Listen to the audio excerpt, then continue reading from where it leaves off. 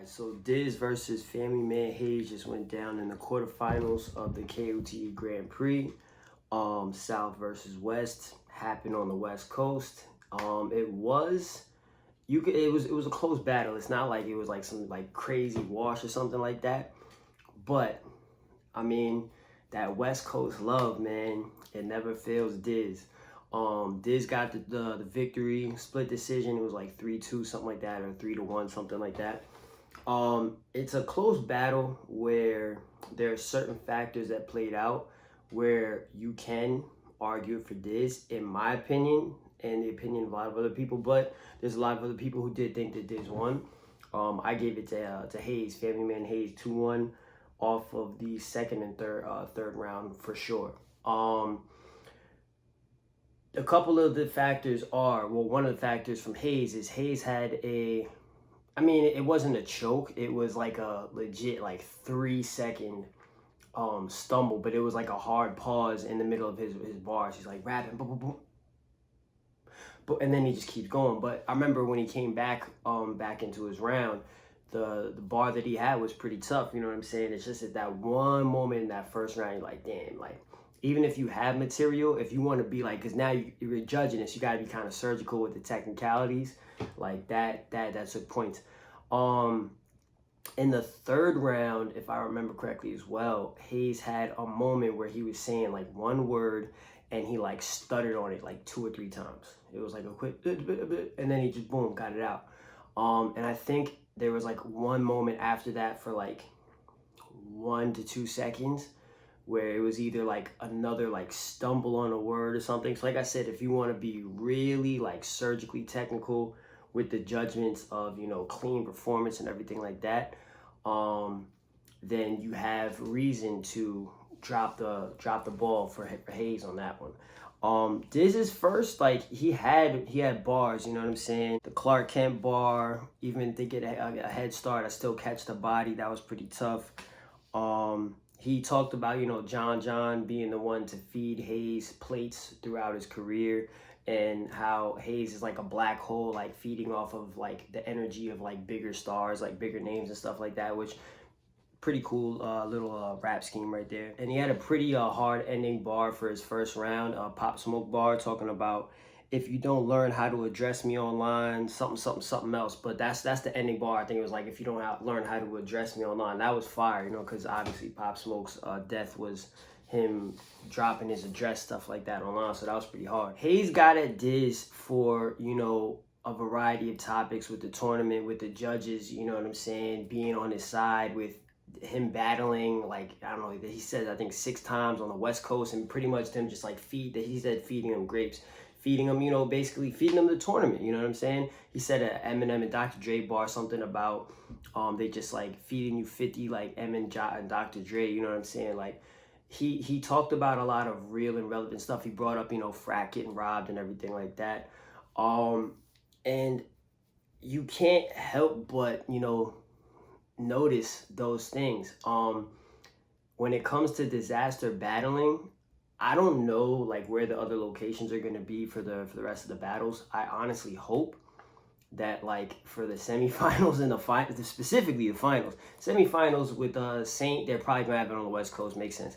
But for the finals, like yo, like y'all better not have, if Dizaster does make it past Saint in the next round, which that'll be a good battle. Y'all can't be having the ending battle be on the West Coast. I know West Coast is like KOTD, like the second, you know what I'm saying, home turf next to Canada. But like, bruh, like if it's like someone from the East Coast versus Diz, you can't do that. You got to put them on neutral territory, somewhere in the Midwest, somewhere down south, wherever, you know what I'm saying? You cannot put them on the West Coast, because that West Coast love, man, it has the feeling, like I said, there's arguments for Diz, but the tournament has the feeling that like if the battle's close, it's gonna be shot over to Dizaster. And that's really not cool, you know what I'm saying? Like when it comes to the Smack Ultimate Madness URL battles, the tournament, the tournament when you had Jay the Nightwing in it, and Fonz and all those other guys, everyone thought Jay the Nightwing was gonna win. He was like legit the favorite, and he was predicted by everyone. You know what I'm saying? He even had the swagger, like, I'm about to win this. You know what I'm saying? And then he came. He didn't come incorrect. He came prepared, but he just came on a day when like the preparation, the execution for the preparation wasn't all there. Boom, Fonz got the W on him, took the bread. You feel me? In the next tournament, when you had Holmesy battling, you had Mike P battling, you had Danny Miles, like you had mad people, and there were certain people there, like a lot of people were, honestly, no disrespect to Holmesy, but most people were not predicting Holmesy to take that whole tournament, you feel me? A lot of people thought that Mike P were going to win that tournament. A lot of people thought that Danny Myers was going to go and just take everything, you know what I'm saying? But to be honest, the judgments for the Ultimate Madness tournaments have been quite on point, you feel me? That's why you had people that you didn't see. Oh, Fonz, you didn't think Fonz was going to win it. And then Holmesy, you didn't think Holmesy was going to win it. You know what I'm saying? The bracket breakers. So it's like when it comes to like fair judgment, like, you know, KOTD, man. I'm not saying, and no one can say this is a robbery in a sense. You can't go that far. But like with the whole West Coast advantage and just close battles, just automatically being thrown to Diz, like, and he's a legend from back in the day, of course, you know what I'm saying? It's freestyling in the middle of the rounds. He did in this battle, freestyling, I think, in the third round when there was like a fire hydrant or a fire truck or an ambulance in the background. He freestyled out. Like, he has abilities that are rare, but like you still, man, you gotta gotta make sure that the judgment is fair, because it's looking like the tournament's just literally, as Hayes said, being fed to him. A couple things to note about Dizaster in these battles. And I'm saying this honestly because I was a huge Dizaster fan back in the day. Huge Diz fan. Slowly over time, in my opinion, Diz just became one of those dudes in battle rap that just be doing too much. You know what I'm saying? He's doing too much in this battle extra, you know, stuff that's like, you want to be tough and aggressive, cool, but then there's like extra stuff, and he be going to that level of, yo, you wildin', that's wild extra, bro.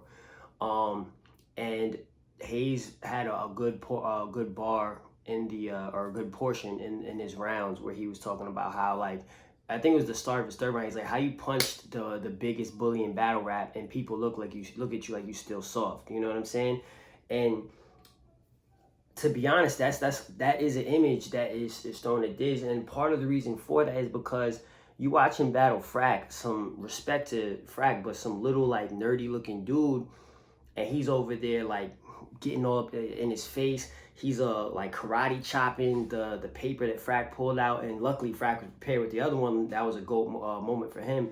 But he's doing wild, extra aggressive, and disrespectful stuff that, like, if you do that to other people who are more with the shits, you're gonna have something pop off. You feel me? And I called this in a blog I talked about Dizaster versus Hayes in recently, where I was like, yo, I want to see how tough Dizaster comes against Hayes. Now, Hayes is seeing him versus Dizaster. He's shorter than I thought he is. But Dizaster was wild friendly with him in this battle. Wild friendly with him in this battle, yo. OD friendly. Like, Hayes was cracking jokes. He was laughing at him. Hayes would say whatever bar, Dizaster was like, oh, like kind of grab him, like put his head on the shoulder, practically hugging him. Like, you know what I'm saying? Like when you put on a certain persona against someone who has their own persona of being like a dweeb, a little nerdy looking dude, and you acting like the school bully to them, but then you put on this like super nice, hey, my buddy, my pal type of persona to someone who looks a little bit more like, you know, from the streets or whatever the case may be, or not even from the streets, but just someone who's a little bit, I'm gonna hold my own type of stuff. That's whack. That's corny. That's really corny. So for me, just a flip-flop of those personalities, it's something over time that like it irks me.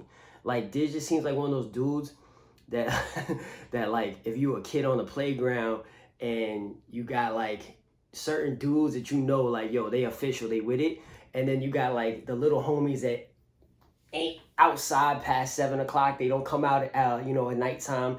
And out of anyone that you could pick a beef with, you're gonna try to pop on the little you know, punk looking homie, and then you're gonna be over there mad hype trying to give yourself points. Like, nah, bro, that's how Diz that's the vibe he gives off to me when he does stuff like that. And I'm honestly glad that Hughes said it, because I'm like, yo, bro, like, that was wild lame. Ultimately, you can't scream robbery. You can't scream robbery. You can't say that judgments of close battles, close decisions on this Grand Prix tournament, it's gonna be literally just alley-oop to Diz if it's a close one. I do think that Diz versus Saint will be a very good battle. Yeah, man, if Diz does make it to the finals, bruh, you guys cannot have it in the West Coast. You can't have it in the West Coast. Like, even the crowd was like mad asleep on a lot of the bars that Hughes had. You know what I'm saying?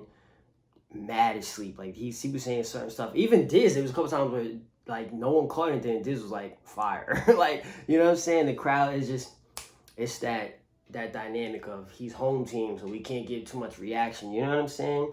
That's kind of whack. So KOTD, man, if Diz makes it to the finals, make that a fair one. Put that in neutral territory. Do not have it on the West Coast.